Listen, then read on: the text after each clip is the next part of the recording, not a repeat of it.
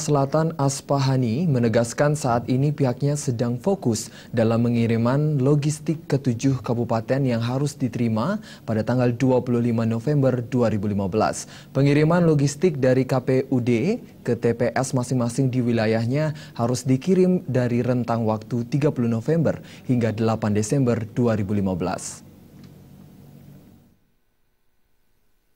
Komisi Pemilihan Umum Sumatera Selatan terus memantau persiapan pelaksanaan pilkada serentak di Kabupaten Sumsel yang akan dilaksanakan pada tanggal 9 Desember 2015, termasuk juga terus memantau pengiriman logistiknya.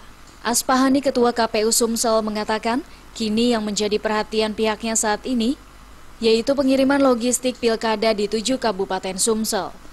Menurut Aspahani, pengiriman logistik tersebut harus sampai pada 25 November 2015. Selain itu, untuk pengiriman logistik dari KPUD ke TPS juga harus diselesaikan pada H-1 jelang pencoblosan atau tanggal 8 Desember 2015. Tanggal 25 November ini, semua logistik untuk keperluan di TPS harus sampai di KPU Kabupaten. Nah, dari tanggal 25 sampai tanggal 30 sudah persoalan persiapan packaging untuk menuju TPS. Dan tanggal 30 sampai tanggal 8, tanggal 30 November maksudnya, sampai tanggal 8 Desember, semua logistik itu sudah nyampe di TPS. Sementara itu, tahapan pilkada serentak di 7 kabupaten di Sumsel masih berjalan.